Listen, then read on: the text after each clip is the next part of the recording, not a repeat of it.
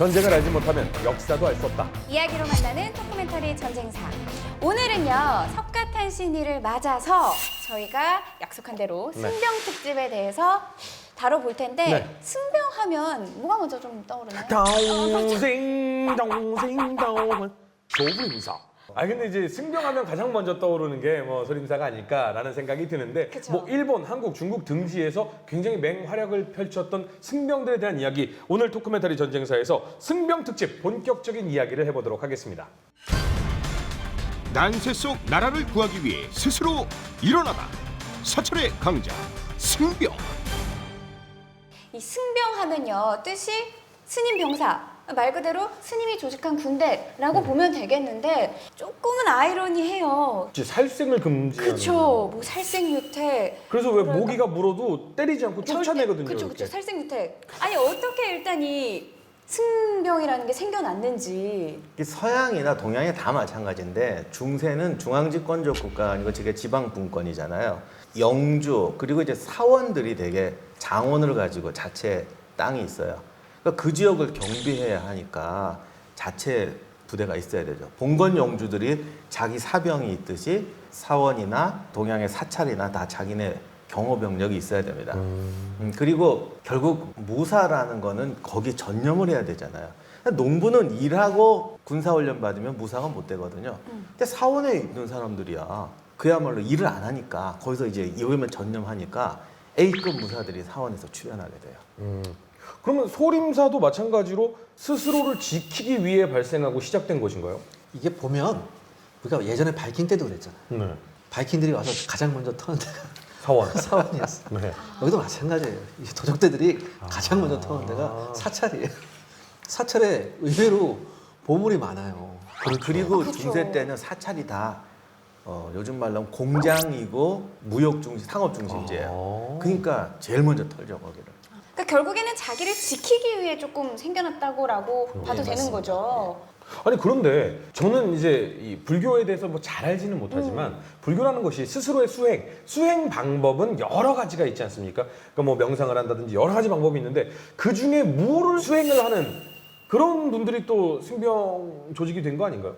그 소림사 내부를 보면 소림사 스님이라고 해서 다 무술하는 스님은 아니에요. 네. 무술하는 스님도 있고 그 다음에 이제 그냥 참선만 해서 그냥 불경 공부만 하는 스님도 따로 네. 있고 이렇게 나눠져 있어요. 근데 원래 소림사가 사실은 선종에서 굉장히 중요한 절이에요. 그 숭산이 중국의 5확 중에 하나고 네. 그래서 원래 종교적으로도 굉장히 중요한 사찰이에요. 그 밑에 땅이 옛날에도 굉장히 넓어서 봉건 영지 같아요. 그거 다 관리하려니까 무승들이 필요했던 거죠. 또 우리가 이렇게 알고 있어요. 그 소림사를 창건하신 분이 달마대사다. 달마대사가 오셔서 무술도 가리 이게 다 없는 얘기입니다. 아 그래요? 그러니까 최근에 여기에 대한 연구가 이제서야 중국에서 대단히 활발하게 연구가 되고 있대요. 근데 최근에 중국의 연구 자료에 보면 달마 대사가 중국에 오셨을 당시에는 소림사가 없었다고 하더라고요. 그러니까 소림사가 그야말로 무술하는 절로 유명해진 게 제 2대 선사, 초선사라는 사람이 오고 나서부터 주지가 되고부터 이제 소림사가 그야말로 이제 무술의 본산이 된 거죠. 근데 이 초선사도 원래 이 소년 시절부터 뭐 소림사에서 스님이 아니에요. 원래 다른데 있어 다른 사찰에 계시던 스님인데 거기서 이제 무술을 가르치다가 주지로 오시면서 소림사에 이제 무술을 전파했다고 하시더라고요. 그럼 제일 처음에 이 초우선사를 맞이하셨던 그 스님들은 굉장히 당황스러우셨겠네요. 그렇죠. 아니 팔굽혀펴기를 하라고요? 이런 느낌이셨겠는데. 예, 그러니까 왜 이런 조사가 이런 그 연구가 최근에서야 되느냐 참 네. 의아했는데 네. 거기 원인이 있더라고요. 그래요? 1960년대 문화혁명하면서 중국이 모든 이런 걸 싹 다 사라졌어요. 자료를. 근데 사실 보면은 예전에 그 무협지 같은 데도 보면 산을 중심으로 한 항상 그 여러 가지 문파들이 많이 있었는데 그렇죠. 그리고 그 중에 이제 악인이 하나가 등장합니다. 절대 강자 악인. 그러면 나머지 이제 몇몇 문파의 최고 수장들이 나와서 결국 그 악인을 막아내요. 그 중에 한 사람은 꼭 소림사가 들어갑니다. 이 소림사 하면 우리가 보통 무협지 할 때 뭐 정파, 사파로 나눠요. 그렇죠. 네. 정파의 거기죠. 소림사에서의 무술 훈련법 하면 일단 유명한 게 있지 않습니까? 왜? 72절해라고. 72가지의 수련법이에요. 네. 방금 효준 씨가 보여준 철사장. 게 철사장이죠. 이렇게 커다란 모래. 냄비 팬에다가 모래 담아놓고 밑에 불 떼서 거기다 막 이게 뭐냐면은 손바닥의 힘을 강화한다는 명목이죠. 하나의 극한을 만드시잖아요. 어떤 분은 계속 찌세요. 어떤 분은 손가락만 계속 찌르시고. 근데 그게 그런 소리도 있어요. 사실 아까 처음 시작할 때도 그 얘기했지만 스님들이 막 싸울 수는 없잖아요. 네. 그러니까 가능하면 좀 이렇게 보여주고 소문내고 해서 못 덤비게 하느라고. 그래서 어떤 분 말로는 이 철사장이 중요한 게 아니라 네. 실제로 그렇게 하면 손이 다 나간대. 어. 그래서 진짜 비법은 치료하는 약이래요. 그래서 밤에 그 약초 같은 약을 해서 다음날 이게 또 살아나서 또 막 그런 사람들이 야 저런 사람한테 덤비면 큰일 나겠다. 근데 실제 이게 중요한 게 아니라 약이 중요하잖아요. 그러니까 초림사 72비약이 중요한 거지. 그 뒷얘기를 알고 나니까 좀 안 멋있다. 금강불개 딱 해서 아무리 맞아도 끄떡없다 빠바밤 맞고 하다가 약딱 바르면 샥. 그러니까 행패 못 부리는 거예요. 그래서 중요한 게 뭐냐면 스님들께서 내공을 연마하는 거였어요. 이게 왜냐하면 겉에 다치는 것보다 속 안에 다치는 게 더 안 좋거든요. 그러니까 내공을 연마해서 몸을 강하게 만들자. 그러면서 이게 두 가지로 나뉘죠. 첫 번째 방금 이제 금광불개 말씀하셨는데 외공을 막 연마하면 몸이 금광불개가 되는 겁니다. 이른바 이제 도검불침이죠. 칼도 안 들어가요. 그다음에 내공을 막 연마하면 이른바 이제 만독불개가 됩니다. 네. 100가지 독초가 들어와도 가끔 그런 걸 믿는 사람들이 있어서 안 덤비거든요. 아니 근데 그럼 어떤 사람들이 좀 무승으로 선발이 되는 건지. 그게 중요합니다. 정말 중요한 말씀하셨는데 우리가 보통 소림사하면 스님들께서 자체적으로만 막 이렇게 할 것 같았지만 네. 실상은 불량배, 뭐 양아치, 예? 거지 혹은 망한 나라의 장군 이런 사람들이 피할 곳을 찾다가 절에서는 일단 밥을 먹여주잖아요. 이런 데로 흘러 들어와서 거기서 이렇게 흘러들어서 이렇게 있는데 애들이 뭐 이렇게 하거든요. 그러니까 야 그거 그렇게 하는 거 아닌데 나 하는 거 봐봐 하면서 앞에서 보여준단 말이에요. 그럼 이런 무술들이 막 섞이면서 그야말로 소림 무술이 돼버리는 거예요. 그리고 사실 그 항상 소림사 나오면은 막 18란 해가지고 네. 막 이 지켜주는 그 또 우리 대장 스님들 계시고 또 어느 정도의 이 등급이 올라가면 꼭 시험장 안으로 들어가잖아요. 역시 허준 씨가 좀 보긴 보셨네요. 그러면 딱 들어가면 뭐 파랑 나오고 촥촥촥 피하고. 그러니까 원래 18라한지는 뭐냐면 108라한진의 축소 버전이에요. 그러니까 이게 나한진하고 진을 쳐서 진법으로 적을 막는다는 얘기거든요. 근데 서준 씨께서 방금 말씀하셨듯이 주인공이 어떤 테스트 시험을 통과하는 하나의 과정이 돼요. 18라한진을 통과하고 108라한진을 통과한 다음에 마지막으로 이제 끝판왕이 나오죠. 18동인이 나오죠. 그 18동인을 통과해야지 진정한 무림의 고수가 되는 겁니다. 근데 원래 그런 게 나온 게 아까 말씀하신 것처럼 이렇게 뽑아서 무승을 만드니까 얘들이 사실은 그 정말 존중해야 될 진짜 승려들한테도 막 행패 부리고 규율이 안 서는 거예요. 처음에는. 그래서 그거는 뭐 진짜라고 그러는데 그래서 소림사에서도 이 훈련 과정을 꼭 군대 훈련처럼 규율을 만들고 규율을 지켜가는 과정을 해야지 그냥 마구 싸움 가르치면 안 되겠다. 그래서 그런 게 나왔다고 그러더라고요. 나름 중국은 소림사에 대해서 자부심이 상당히 강하죠. 그 전통은 지금까지 이어오고 있는데 이제 자그마한 에피소드가 하나 있었죠. 2010년에 나름 이제 소림사의 최고 절종 고수라고 하시는 분이 스님께서 라스베가스에 가셨어요. 그래서 거기서 미 해병대 출신 권투 복싱 선수하고 이제 경기를 하셨어요. 근데 스님께서 많이 맞으시고 누우셨어요. 결과는 얘기 안 하셔도 예, 그런 유명한 것들을 많이 본 적이 있어서 예. 그래서 제가 그걸 보고서 이 복싱이 정말 무서운 무술이구나. 근데 그거는 이제 척계광의 기호신서에도 나오는데 얘 나중에는 이게 도장으로 가니까 소위 보여주기 무술이 된다는 거예요. 그래서 화법이라고 하죠. 명나라 때만 해도 전국에 도장이 깔리거든요. 그러니까 이게 이제 소위 스포츠화 돼 버려가지고 실전에서 쓸 수 없는 기술들이 너무 많이 나온다. 기호신서도 그 얘기 나오는데 이게 화려하게 무술을 하려니까 무기가 자꾸 가벼워지. 지금도 왜 종이장 같은 걸 휘두르냐고. 근데 이게 사실은 이게 붕붕 날리려니까 자꾸 무기가 가벼워지는 거예요. 그 명나라 때 벌써 그랬대요. 그래서 실전에 가면 다 갑옷 입고 투구 쓰고 있는데 저런 거 가지고 어떻게 이걸 하냐는 거지. 이렇게 붕붕 날아가지고 못한다. 그런 거 실전에서 못 쓴다. 오히려 투박하고 직선적인 게 낫다. 이런 얘기가 당대로 나옵니다. 근데 소림사 얘기하고 뭐 야오지 이렇게 하니까 중국만 자꾸 생각나는데 사실 또 승병하면은 일본도 빼놓을 수가 좀 없잖아요. 일본 그 스님들 보면은 창 같은 거, 뭐 반월도 막 이런 거 든 모습들 많이 봤었거든요. 이게 나기나타라고 하는 건데 언월도예요. 언월도. 근데 일본의 쇼헤이라는 이 승병들은 소림사 같이 뭐 절을 지키기 위한 이런 스님들이 아니라 군사 조직. 완전 군대예요, 일본은. 진짜 군대예요. 근데 이건 유럽하고 비슷하죠. 유럽에서 무장사제나 뭐 템플 기사단 템플 같은 기사단. 거 완전 군대잖아요. 네. 근데 일본은 그 전국 시대 때 이 사찰들이 있는데 여기서 정말 승병을 키워요. 보통 우리가 소림사 하면은 그 스님들은 소림사 소속이잖아요. 근데 이 일본의 쇼헤이들은 사찰 소속이 아니라 막부 소속이에요. 아. 전투력 수준이 웬만한 사무라이보다 훨씬 나았어요. 그래서 이 사원들이 또 정치 세력하고 연결돼 있어요.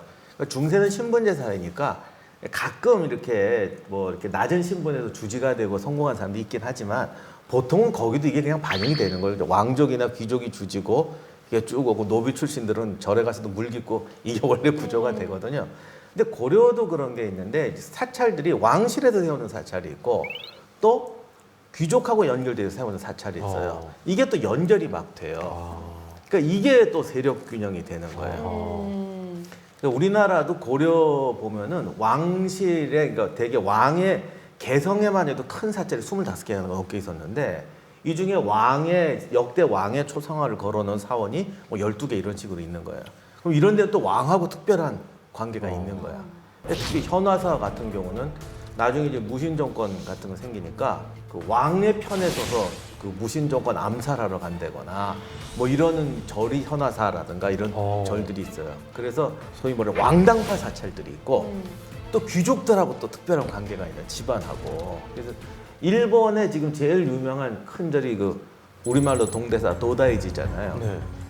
그게 나라가 원래 일본의 그 수도인데 처음에 왕국이 수도가 생길 때 제일 센 가문이 그 백제 후예인데 후지와라가라고 있어요.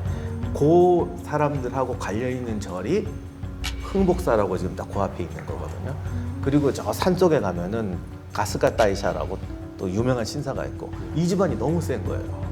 근데 왕궁 앞에 걔네들 사찰, 무슨 이런 일이 다 있으니까 왕이 얼마나 무서워. 그렇겠죠. 한때 오사카로 도망갔다가 다시 쫙 오라고 그랬더니 지은 게 도다이지예요. 내가 가기 전에 그 귀족 세력들을 다 압도할 엄청난 사원을 지어야 가겠다. 그래서 그걸 짓고 돌아와요. 그게 다 합친 것보다도 큰데 그게 순전히 뭐 부처님의 힘으로 보호를 받겠다가 아니라 그 사찰을 관리하려면 관리 인력이 얼마냐고. 그렇죠. 그게 다 병사예요. 그러니까 그러한 사찰들이 한마디로 힘의 상징일 수도 있다라는 얘기를 하신 건데. 아니 힘의 상징일 수도 있는 게 아니라 힘이지. 그냥 힘 힘이에요. 자체죠. 거기 자체 병력이 있으니까. 그러니까 항상 묘사되는 애니메이션이나 뭐 이런 것들을 봐도 굉장히 덩치도 크고 힘이 좋은 모습으로 많이 묘사가 되거든요. 근데 이 일본 승병들한테는 굉장히 그 치열했던 전쟁사가 숨어 있다라는 얘기를 들었어요. 가장 유명한 사찰이 교토에 있는 게 엔나쿠지라는 사찰이 있는데 그 엔나쿠지의 위세가 얼마나 대단한지 알 수 있는 말이 하나 있습니다. 이런 말이 전해지는데요. 천하의 내 뜻대로 할 수 없는 게 세 가지가 있는데 카모가와, 그러니까 교토 시내를 흐르는 강입니다. 카모가와의 강물과 쌍육이 뭐냐면 당시 유행한 일종의 도박이에요. 그리고 엔나쿠지 승병이다.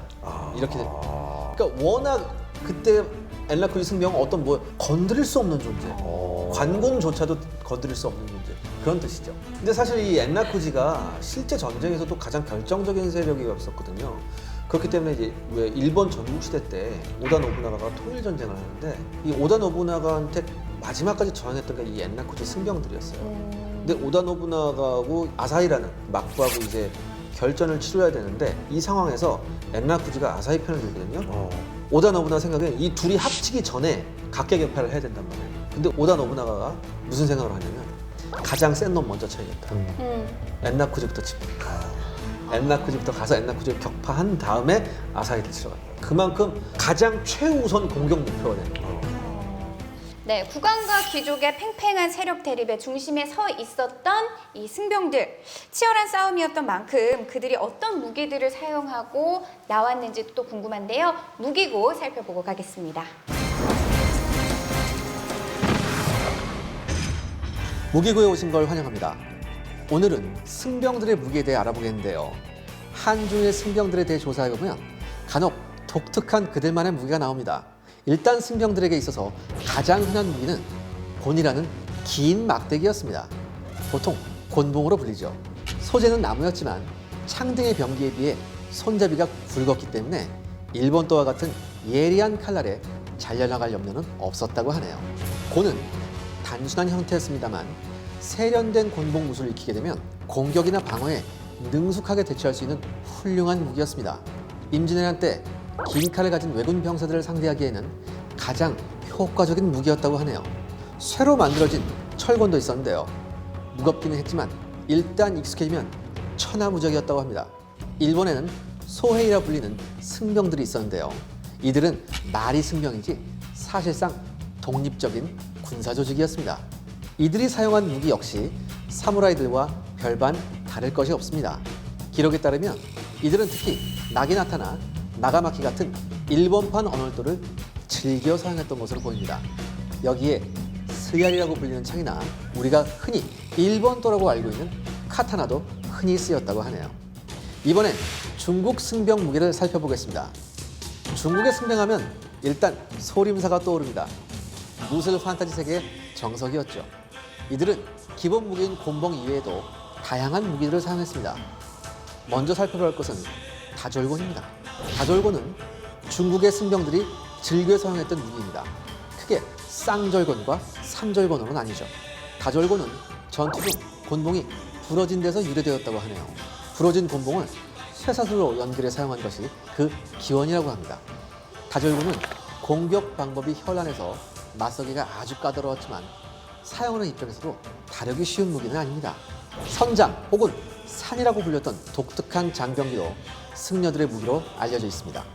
농기구나 공구에서 발전된 무기로 긴 봉 양 끝에 날이 달려 있었습니다. 날은 관월 모양이나 삽 모양 등 여러 가지가 존재합니다. 실제로 중국의 승려들은 이 선장을 무기로도 쓰고 농기구로도 썼다고 하네요. 소설 수호지에서도 노지심이 이 선장을 무기로 사용합니다. 그만큼 승려들에게는 전통의 무기였나 봅니다. 비뇨라는 무기는 불교 전통악기 바라에서 나왔다고 하네요. 마치 심벌즈 같습니다. 가장자리가 예리한 칼날로 되어 있는 비뇨는 지름이 약 35cm였다고 하네요. 가장자리의 칼날을 이용하여 적을 벨 수 있었을 뿐만 아니라 면적이 넓었기 때문에 방패로도 사용이 가능했습니다. 오늘은 이렇게 승병들의 독특한 무기에 대해서 알아봤습니다. 이제 우리나라의 승병에 대해 본격적으로 알아볼까요? 전사 분석시로 함께 떠나시죠. 자, 중국과 일본 얘기를 쭉 해봤는데 그렇다면 우리나라 승병은 언제쯤 생긴 건가요? 궁금해요. 그래서 승병에 대한 가장 오래된 기록이라고 나오는 게 고려사 채영전에 고구려 때 당태종이 침입하자 고구려의 승려 3만 명이 승군으로 출전했다. 뭐 이런 이야기가 있어요. 근데 정작 삼국사에 이런 기록이 없어요. 그런데 이제 유가 기록에는 승군의 역할을 가능한 안 쓰는 경향이 있기 때문에 이게 어디서 전해진 얘기인지는 모르지만 근데 정황으로 보면 삼국시대에도 승병이 상당히 많이 활약했을 가능성은 충분히 있죠. 최채은이 말년에 그 해인사에서 근무를 하는데 이게 해인사가 도둑들한테 습격을 받아요. 그래서 10년간 해인사에서 도둑들을 막다가 전사한 승려가 56명이다 이런 기록이 있거든요. 그래서 위령탑을 세웠다는 얘기 나오는데 이거는 전사했다고 나오잖아요. 전사는 즉 싸우다가 돌아가셨다는 그렇죠. 뜻이거든요. 그러니까 이거는 한마디로 승병이 있었다는 증거죠. 이렇게 좀 유출을 해야 된다는 게 좀 아쉬운 게 도큐멘터리 전쟁에서 진행을 하다 보면은 우리나라 기록들이 조금 더 자세하게 조금 더 많이 있었으면 얼마나 좋았을까. 근데 그럼에도 불구하고 고려 시대에는 이 조직화된 승병이 기록으로 나와 있다면서요. 고려 시대도 이제 국난이 있을 때 항상 승병들이 나섰습니다. 고려 시대 승군에 관한 기록은 이제 1104년에 항마군이라는 명칭으로 해서 정규군에 편입된 때가 있었는데요.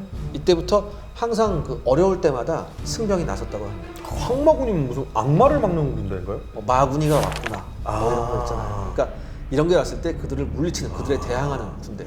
왜 마군이가 쓰였어? 고려 시대는 정말 승병들이 맹활약해요. 그 무신 정권 때 아까도 말씀드렸지만 1217년에 최충원이 집권을 하고 이제 국왕 세력이 눌리니까 개경에 있던 뭐 흥왕사, 흥원사, 뭐 안양사, 수리사 승려들이 반란을 일으켜요. 그래서 말로는 거란이 몽고군이 쳐들어왔다고 막 돌아와서 성문을 열어달라.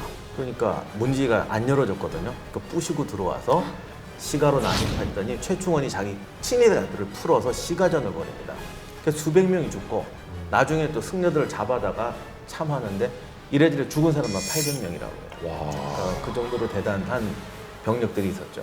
고려시대 보면 수원승도 또는 제가화상이라는 게 있는데 수원승도라는 원에 딸려있는 승려, 제가화상이라는 건 민가에 사는 화상이란 말은 아시죠? 스님이다 이런 뜻인데 그 기록을 보면 이 장관들이 복장이 독특하대요. 네. 그 흰옷에 검은 천을 하고 다녔는데 결혼도 하고 그러니까 쉽게 말하면 그냥 사찰에 딸린 사병 같은 집단이에요. 그래서 흔히 우리 할머님께서 많이 얘기하셨던 아이고 이 화상아라고 얘기하는 그 화상이 그 화상인가요? 그럴 수도 있죠. 예. 그래서 이 사람들이 평소에는 의외로 저 성벽을 한다거나 사원 수축한다거나 또는 공공시설 닦는 도로를 닦는다거나 이런 일에 동원이 돼요.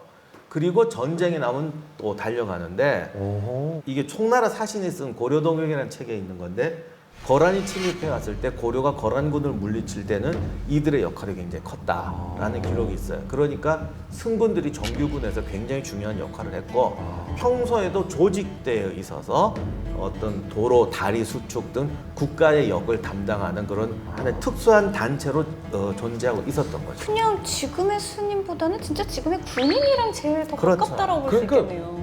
절에 파견돼 있고 절에서 근무하는 군인들이 따로 있고 돌을 닦는 또 우리 이 자기를 수련하는 스님들은 또 따로 있는 그러면서 차차 시간이 지나면서 이들의 아마 힘이나 권력도 차츰 세졌을 거예요.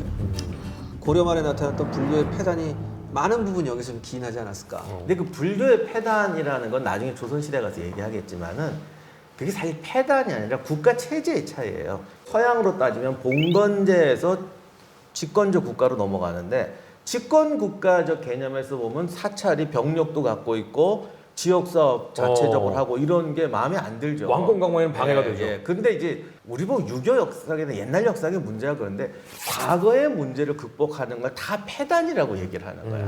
그 시대에서 이렇게 시대가 발전해 오는 거다라고 해야 되는데 여기를 정당화하려니까 저건 다 나쁜 거야. 이렇게 치거든요. 그래서 과거의 어떤 봉건제, 그러니까 분권적 시대에는 사찰들이 지역 운영을 하고 유사시엔 군대로 가고 이런 것들을 마치 국가기관처럼 담당을 하는 거죠. 그래서 여기서 이제 가장 결정적으로 중요한 게 뭐냐면 고려 말에 최무선이 화포를 만들었잖아요. 이 화포가 외구 격퇴하는데 정말 엄청난 공을 하거든요.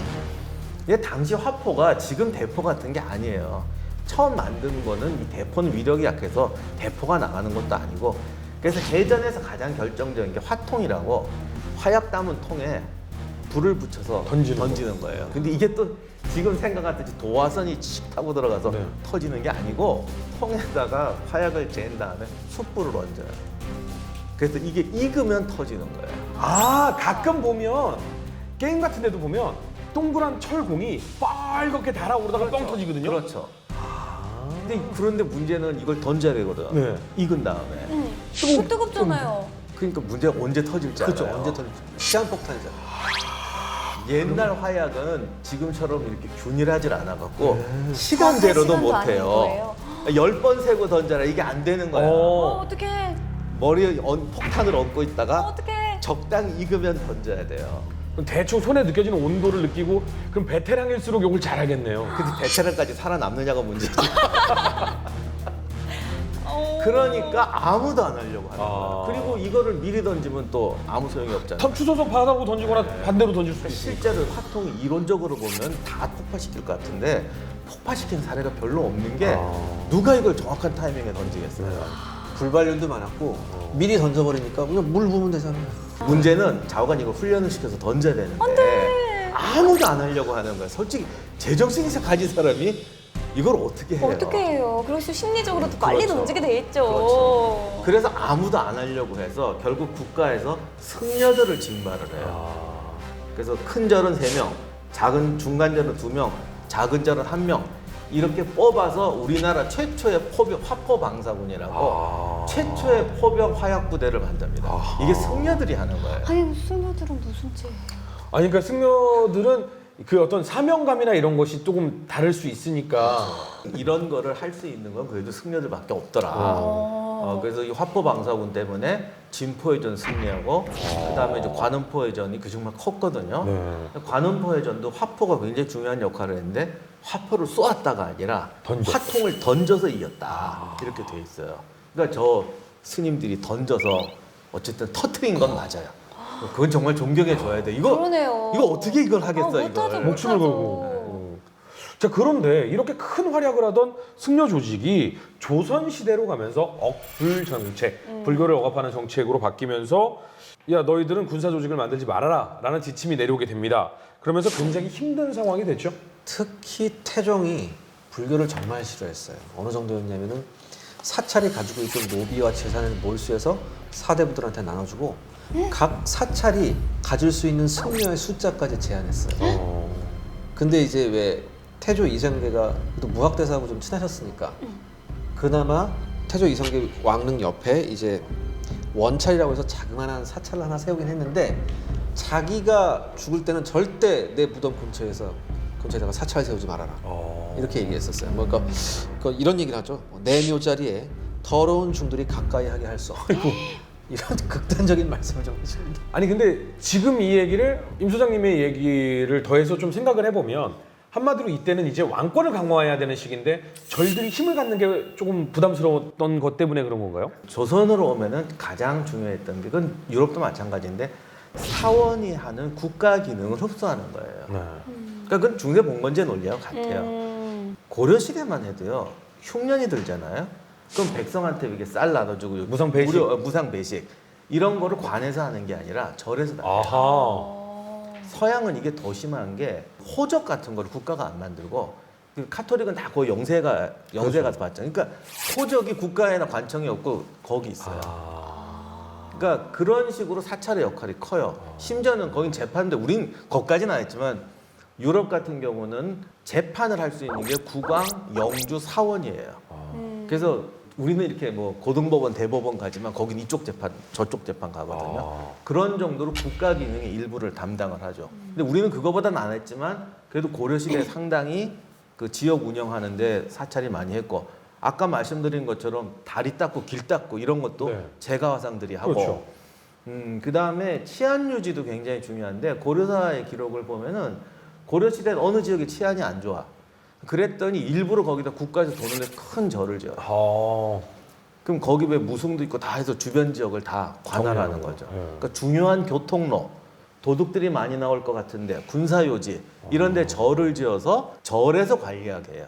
이거를 조선은 국가가 다 가져오는 거예요. 아니 그런데 그러면 그렇게 큰 절들은 규모가 엄청 크지 않습니까?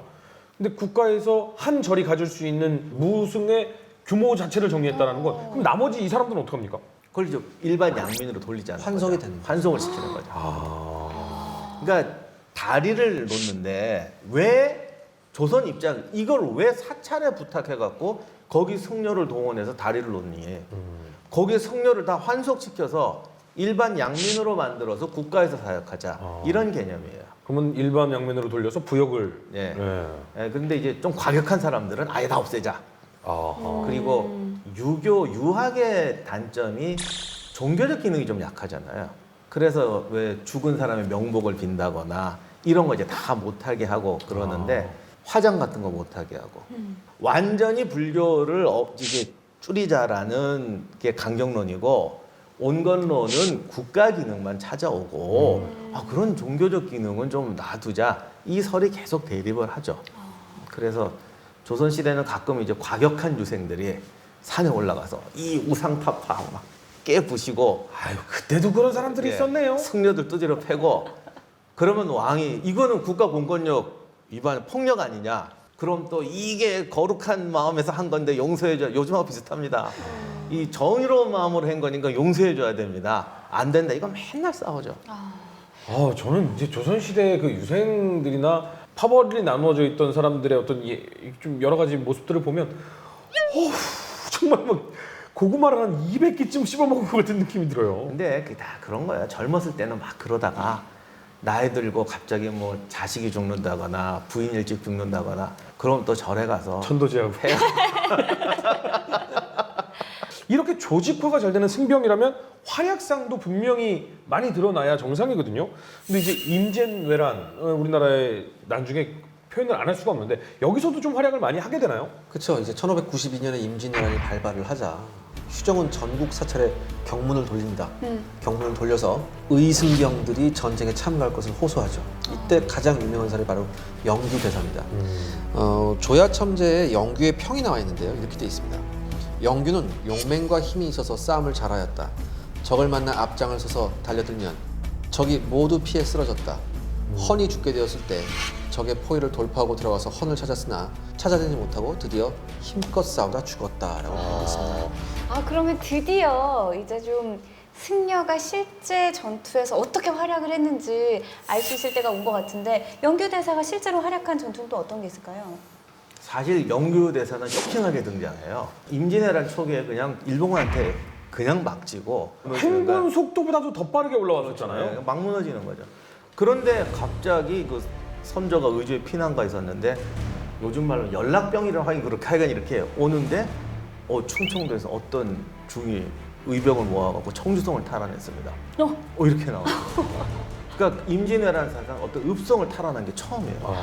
근데 이제 영규 혼자 한 게 아니라 영규와 조헌 둘이 한 건데 네. 사실 주력에서 맹활약을 한 게 영규의 부대였어요. 네.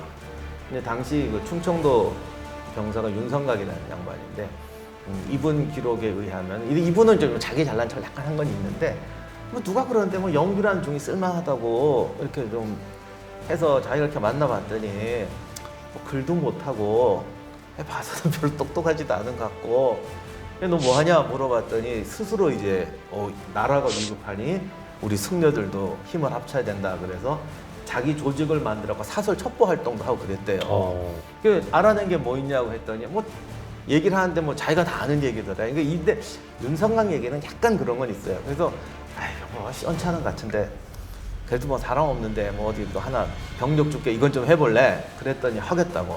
그랬는데 웬걸 청주성에 쳐들어가더니 조헌의 의병하고 영규 군대랑 또 관군 셋이 갔는데 관군은 안 싸웠고 조헌 부대가 공격하고 영규 부대는 반대편에서 공격하는데 놀랍게도 왜군하고 글쎄 백병전을 벌이는 거예요. 진을 치고 나가서 백병전을 싸우는 거예요. 거기 무기도 뭐 낯들고 오고 뭐 시원찮았다고 그러는데 그래서 사실은 성을 함락시킨 건 아니고요. 왜군들이 이렇게 우습게 보고 그냥 나왔거든요. 다 휩쓸어 버린다. 이걸 쓸어버리니까 밤에 도망쳐 버려요. 그러니까 어쨌든 청주성을 탈환했다는 건 굉장한 거죠. 그 이름만 들어도 청주성을 탈환했다. 청주라는 게 얼마나 큰 지역이에요? 그렇죠. 충청도의 청주잖아요. 그럼요. 청주는 지금도요. 그 청주성 탈환한 날을 청주시 축제로 해요. 진짜요? 그런데 이걸로 끝이지 않았을 것 같은데요. 영규 대사의 이 정도 활약이면은 그 뒤에도 참 많은 활약을 보였을 것 같은데요. 근데 그 다음은 조금 이제 불행한 얘기인데 의병들이 일어났는데 승병도 사실 의병 범주잖아요. 네. 그래서 당시 기록엔 의승이라고 그랬어요. 어. 그런데 이제 국가 입장에서 보면 의병이 일어나서 자기들이 군대를 하겠다고 그러니까 너희들 왜 그래? 니네가 정규군에 편입이 돼야지. 이런 논쟁이 생긴 거예요. 그랬더니 의병이나 승군들은 우리가 왜 일어났는데 니네가 무능하니까 일어났는데 너희 밑에 못 들어간다. 그래서 안 들어오는 겁니다. 이 갈등이 꽤 컸어요. 그래서 이제 충청도에서는 윤성각이 이제 안 들어오면 너희는 반란군 취급하겠다는 식으로 해서 막 협박을 끌어들입니다. 그래서 이제 많이 들어가요, 정규군으로. 그랬더니 조헌, 의병장이었던 조헌이 좀 화가 나셨지. 그래서 의병의 단독 작전을 기획해요. 그게 금산 전투인데 금산이 왜군이 호남으로 들어오는 걸 막는 결정적인 장소예요. 네. 나가서 치자. 그래서 권율하고 약속을 하고 같이 나갑니다. 근데 권율은 안 와요. 그리고 영규 부대하고 같이 가자고. 그러니까 영규 부하들이 가지 말자고 그랬대. 이건 말도 안 돼. 나가서 이 적은 병력 갖고 일본군을 우리는 방어를 해야지 나가서 하면은 진다라고 하는데 영규가 맞는 말이지만 의리를 저버릴 수 없다고 조헌하고 같이 갑니다. 갔는데 금산 전투에서 조헌이 전멸하고 영규 부대도 전멸하죠. 그래서 그거를 모아서 쌓은 게 701총인데 이게 좀 문제가 700명이 조헌의 의병이에요. 그리고 약 800에서 1300명인가 정도의 그 영규 부대가 있었어요. 이걸 당시 같이 묻었을 거라고. 네. 이걸 만약에 같이 안 묻고 유생들만 따로 묻었다고 그러면 이건 더 창피한 거예요. 그렇지 않아요? 그렇죠. 전투 끝난 후에 시신을 수습해서 묻었는데 유생들만 묻고 승려는 저쪽에 따로 버리겠다라고 했으면 당시 사람들 그렇게 잔혹하지 못해요. 그래서 같이 묻었을 텐데 이게 요즘은 700의총으로 불리는 게 조금 왜 한 2천의 총이 돼야 되는 거 아닙니까? 그러니까요. 방금 그래야 되는 1300 예가 있어요. 물론 같이 묻었다는 기록이 없어요 지금. 좀 승려는 카운트를 안 한 건 거예요? 가 되는 거죠. 아 정말로 그 임진왜란 시작해서 조선시대의 그런 역사를 보면 아 정말 잘못된 근데 이건 것들을 꼭 너무 제가 많이 선택했어요. 이게 좀 단언을 못하는 게 그게 같이 묻었는지에 대한 기록이 없긴 없어요. 네. 근데 정황으로 봐서 같이 묻었다고 볼 수도 있다라는 겁니다. 자 그래도 다행인 건 이 영규대사의 어떤 그 활약을 그나마 굉장히 높게 사서 승려 최초로 최고 관직을 받았다라는 역사가 있다면서요? 예, 그래서 당상관이 되는데 승려를 당상관으로 임명한 게 뭐 최초였다 이렇게 하는데 좀 안타까운 거는 당상관 이게 오기 전에 전사해가지고 그걸 못 받았다고 그러더라고요. 죽은 후에 관직이 된 거네요. 근데 이제 역사적으로 보면 그분보다 더 지위가 높았던 스님이 한 분 계시죠. 우리가 잘 알고 있는 사명대사입니다. 사명대사. 네. 자 영규대사의 이런 활약보다도 훨씬 더 높게 칭송을 받고 지위 또한 높았던 사명대사 그 인물됨과 그가 활약했던 전투에 대해서 인물 탐구해서 좀 더 정확하게 알아보도록 하겠습니다. 뛰어난 외교술로 조선의 운명을 뒤바꾼 임진왜란의 영웅 사명대사. 사명대사가 영규대사보다 높은 지위에 있었다. 예, 이거 왜 이렇게 얘기를 하는 걸까요? 국가에서도 이제 임진왜란 때 승병을 조직적으로 동원하려고 해요. 네. 그때 이제 가장 높았던 불족에서 고승은 서산대사였고 그 밑에 이제 사명대사가 나오게 되죠. 아. 이 양반이 원래 경상도 출신이라 경상도 일대를 관장하게 되는데 네. 여기가 우리 전쟁 때 가장 중요했던 네. 일본군이 한번 올라왔다 내려가서 남해안에도 진을 치잖아요. 네. 그 접경지대를 관할하면서 지리산 해인사 중심으로 활약했기 때문에 경상도 방어에 공이 커서 높게 평가하고 또 그 전에 평양성 전투에서 큰 공을 세우거든요. 그리고 이제 제일 중요한 건 외교. 그 일본군과 이 교섭하고 나중에 일본에까지 건너가는데 조선이라는 나라는 어쨌든 승려는 천인 취급하잖아요. 그래서 국가의 공식 업무, 특히 외교 업무를 승려에게 맡긴 거는 이게 있을 수가 없는 네, 거죠. 처음이죠. 그래서 네. 이건 당시로서는 사실 엄청난 사건이었어요. 아, 그나저나 저 얼굴은 사명대사 얼굴인가요? 굉장히 수염이 그때 당시 승려들이 저렇게 수염을 길렀나요? 저게 사실 진짜인지 정말 어떤 사연이 있는지는 모르겠는데 원래 승려는 수염이 없어야 돼요. 원래는. 근데 이게 중국의 우화에 어떤 게 있냐면은 5대 19 혼란기에 어느 망한 나라의 장수가 우리 영화에서 보자 망하면 되게 승려를 변장하고 돌아다니잖아요. 그죠. 예, 그러다가 이제 황제가 이제 스카웃을 했어요. 유명한 애가 있다 데려왔더니 승려 복장을 하고 왔는데 수염을 기르고 있는 거예요. 그래서 너는 그 출가해서 승려가 됐다면 수염을 왜 기르고 있니? 했더니 이 머리를 깎은 건 내가 진짜 승려가 되려고 그런 게 아니라 세상을 피하려고 나라가 망했으니까 피하려고 승려가 된 거다. 수염을 기르는 것은 내 마음속에 어떤 관료로서 장군으로 성공하고 싶은 이 의지를 아직 꺾지 못했기 때문에 수염을 기르고 있는 거다. 그래서 정말로 환속한 사람이 아니라 뭔가 세상에 욕망을 갖고 있는 승려가 이러고 수염을 기른대요. 근데 사실 이렇게 말하면 또 큰일 날게 마치- 사명대사는 네, 그런 사람은 아니거든요. 아닌데 어쨌든 임진왜란 때 대활약을 하고 그리고 굉장히 중요한 게 실직을 받아요. 그래서 실제 관직. 보통 이렇게 공을 세운 사람한테는 실무 관직을 주는 게 아니라 그냥 명예직. 그러니까 이름만 줘요. 영의정이라고 해서 영의정으로 정말 와서 근무하는 게 아니에요. 근데 사명대사한테 실직을 줬거든요. 그래서 아마 그런 뜻에서 관료가 됐으니까 수염도 길러라라고 했을지는 모르겠는데 그런 의미로 이제 수염도 기르고 두 가지 예, 의미가 세속을 다 이렇게 했다라는 의미에서 초상화를 저렇게 그린 거예요. 아니면 실제는 안 기르셨는데 그렇죠. 그리는 사람이 그래도 그래도 관직이 높으신 분인데 하면서 이렇게. 그래서 어쨌든 저게 아마 실제 초상화가 아니고 이런 그런 상징적인 그림일 거예요. 아니 근데 사명대사가 임진왜란의 또 영웅으로 불리기도 했잖아요. 구체적으로 좀 어떤 활약을 했을까요? 그러니까 임진왜란 전반기에 가장 결정적인 전투를 꼽는 평양성 전투죠. 6월에 있었는데요. 사실 이 평양성 전투는 피하 간의 4차례의 공방전이 이어진 아주 대전투입니다. 평양성이 떨어지고 나서 명나라에서 1차 원군 조승훈이 왔었죠. 한 1만의 병력을 이끌고 왔는데 왜군한테 여지없이 참패를 합니다. 이때부터 명나라의 전략은 뭐였냐면은 일단은 일본군하고 휴전을 하고 난 다음에 예비 병력을 다시 모아서 항상 중국이 원하는 거 요동의 안전을 확보하기 위해서 다시 병력을 파견을 해서 이제 왜군을 견제하는 거였어요. 그래서 아까 서산대사께서 경문을 돌렸었다고 했었지 않습니까? 그에 호응을 해서 이제 사명대사께서도 위천의 승병을 조직하게 되십니다. 그래서 관군, 명나라 군대 같이 연합을 해서 이제 총 공격을 하죠. 그리고 끝내 평양선을 탈환합니다.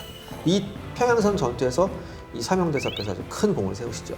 그때 승병이 공격했던 지점이 모란봉인데 평양성이 굉장히 요새인데 외성, 내성이 있고 안에 아산 최후 거점이 있거든요. 그 최후 거점이 모란봉이에요. 그러니까 평양성 제일 요새고 가장 공격하기 힘든 부분이거든요. 그걸 승병이 공격했거든. 그러니까 그만큼 전쟁에서 큰 역할을 했다는 거죠. 또 평양성 전투 말고도 공로를 세우셨잖아요. 그 노원평 전투라고 거기서도 공을 세우고 하는데 일단 승병들이 잘 싸우는 게 우리가 아까 소림사 무술도 얘기를 했지만 이 소림사 무공이 중요한 게 아니라 군대는 정말 조직력이에요.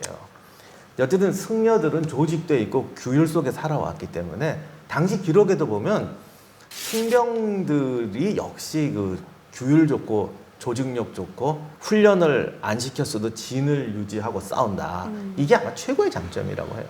분명히 여지껏 도큐멘터리 전쟁에서 가장 중요한 것들은 전쟁을 하면서 가장 중요한 것은 나와 내 동료들이 진을 짜고 같이 묶여 있을 때 한 군대가 무너지면 그 군대는 완전히 무너지게 된다라고 하는데 승병들은 옆에 사람이 쓰러지거나 이게 막 전사를 하더라도 끝까지 그 진을 유지하는 그 능력이 뛰어났기 때문에 최고의 병사로 인정을 받는 그리고 거죠. 이제 사명대사의 중요한 공로 중에 하나가 그 당시에 전쟁을 우리 기자님도 늘 말씀하신 전투병만 하는 게 아니잖아요. 보급, 체계 이런 게 중요한데 네. 관이고 행정망이고 다 깨지니까 이게 안 되는 거예요. 그래서 사실 관군도 할 말이 있는 게 의병을 만들었대요. 그럼 의병이 자체적으로 먹고 조달하냐? 아니에요. 관에서 세금 걷어서 군량을 주는 거예요. 아하. 그럼 정부 입장에서 한번 보세요. 아니 무기 줘, 군량 줘. 근데 장교 오지 마. 우리끼리 할게. 그것도 좀 이상하지. 그런데 사명대사가 경상도 지역 방어할 때 사찰은 네트워크가 있고 모든 게 다 있어요. 그러니까 요즘 같으면 CEO 역할을 하는 거예요. 조직이 다 있으니까.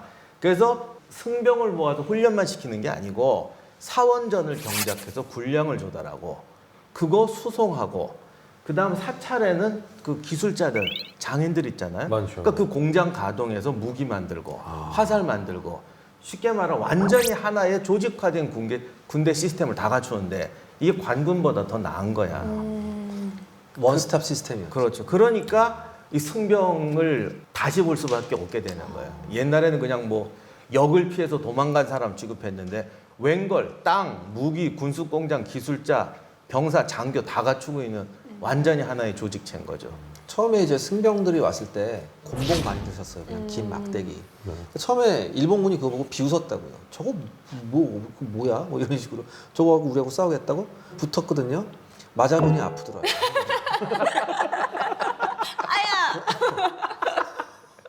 아니 근데 이게 의외로 제가 무기고에서도 잠깐 말씀드렸지만 우리가 뭐 상식적으로 생각했을 때 막대기를 이렇게 하면 칼로 하면 뭐 영화 같아서 막대기가 탁 그렇죠. 배지잖아요. 잘려버리죠. 절대 그렇게 안 된대요. 그리고 왜군들이 칼이 길었거든요. 그래서 우리 조선군들은 칼이 짧았다고요. 그러니까 이게 계속 깨지다가 긴 막대기를 가져와서 이거 하는데 왜군들이 맥을 못 추는 거예요. 의외로. 그래서 명나라 군대도 그걸 보고 나중에 깜짝 놀래요. 명나라에서 왜구랑 싸울 때 소림사 승려들이 투입한 적이 있는데 네. 그때도 이 곤 또는 이제 끝에 이게 하나 달았고 휘두르는 거 이게 의외로 왜구한테 그 일본도한테 아주 천적이라는 게 판정이 나가지고 그 나중에 이제 명나라 군대도 왜구랑 싸울 때 그걸 특화시키는 게 있어요. 일반 정규군들도. 그 긴 곤이라고 하나요? 그렇죠. 긴 곤은 타격점이 좁기 때문에 찌르기가 들어갔을 경우에는 굉장히 치명적인데 갑옷을 아무리 입고 있으면 뭐합니까? 뭐 예를 들어 목이라든지 얼굴은 비어 있거든요. 그곳을 찌르게 되는 거거든요. 굉장히 치명상을 입습니다. 그다음에 또 제일 위력이 막강했던 게 철곤이래요. 쇠로 돼 있는 거. 이게 쇠로 돼 있으니까 무거울 거 아니에요. 근데 일단 어느 경지에만 올라서면 거의 뭐 손오공이었다고 하더라고요. 게다가 이걸 말 타고 휘두르면 그냥 휘젓고 나가는데 최고라는 거죠. 그 왜군 하면 사실 보병이 강한데 말 타고 그걸 휘젓고 나갈 수 있는 게 이거밖에 없다는 거예요. 휘두르면.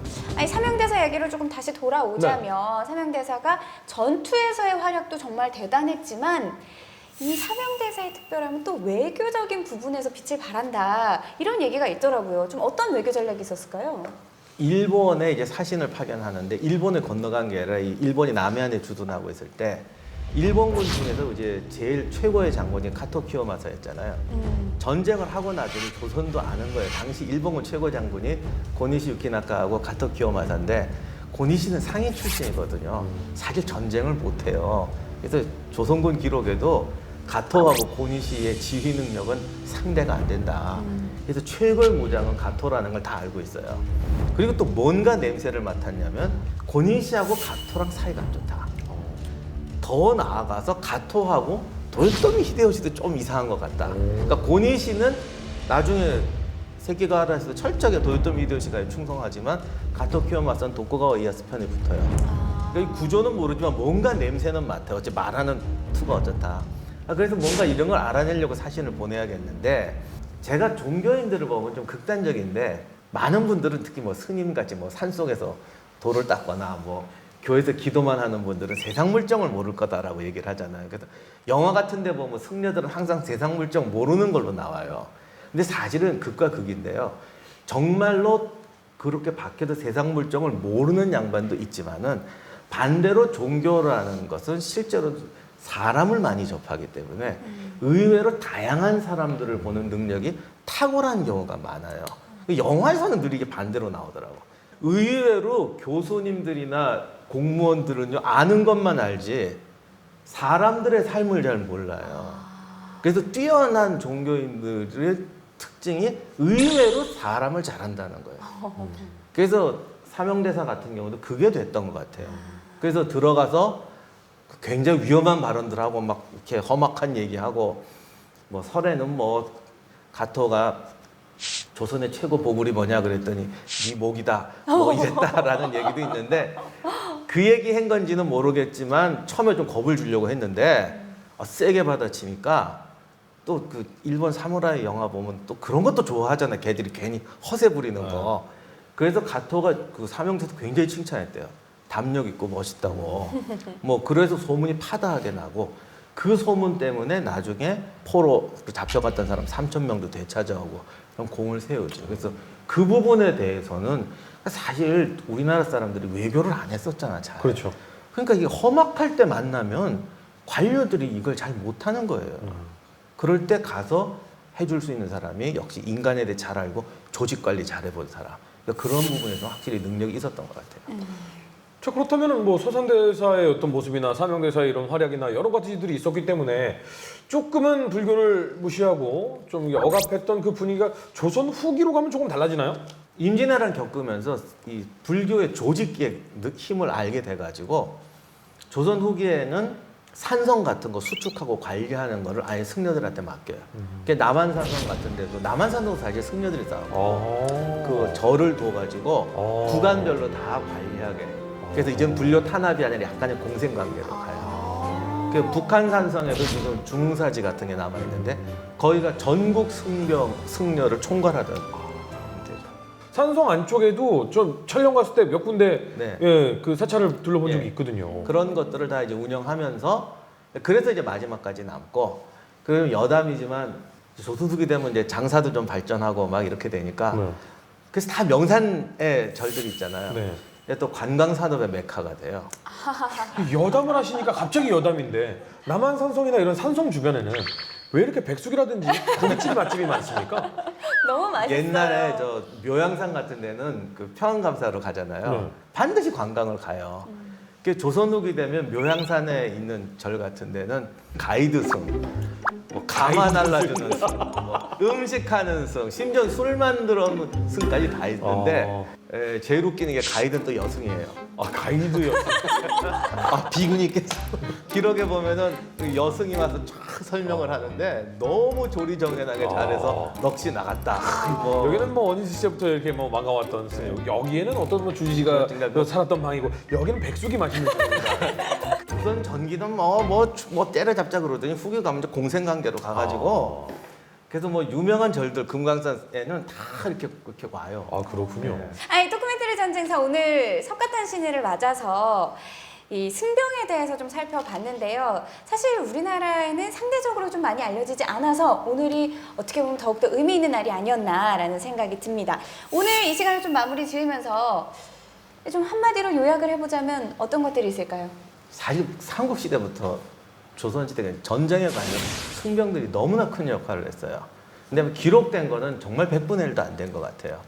그래서 그 우리가 생각하는 종교와 국가의 관계 그런 것이 아니었고 어떤 조직을 통해서 국가에 굉장히 큰 기여를 했다. 그 부분이 좀 너무 많이 안 알려져 있다. 이건 확실히 말씀드릴 수 있습니다. 제가 오늘 토크멘터리 전쟁사 하면서 느낀 게 하나 있습니다. 이 중국과 뭐 일본, 심지어 유럽에서의 그 승려병, 승려 워리어들은 한마디로 이익 집단이라고 할 수 있으나 우리의 호국 승병들은 적어도 그 정도는 아니었다. 나라를 위해서 목숨 바친 분들이다. 이렇게 좀 구분해서 생각하고 싶습니다. 다음 이야기. 남미 대륙을 차지하라. 스페인의 신대륙 탐험. 그 타깃이 된 신비의 도시 잉카. 최악의 혈전으로 이어진 스페인 잉카 정복 전쟁.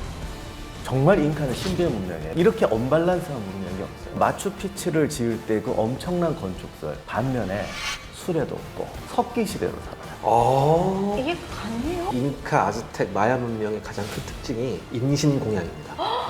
1년에 2만 명 정도를 임신공양을 했어요. 이베리아 반도를 기독교인들의 손으로 되찾아야겠다. 유어인을 완전히 몰아냈죠. 그 과정에서 스페인이라는 나라가 정말 강성해져요. 드디어 황금의 땅을 찾는. 잉카 전사들의 팔다리들이 막 어머. 여기다가 이제 대포 때리고 총 쏘고 스페인군은 한 명도 안 죽었어요. 테크놀로지 차이가 약 4,000년이 나요. 만나느냐 안 만나느냐지 만나는 순간 끝이네요.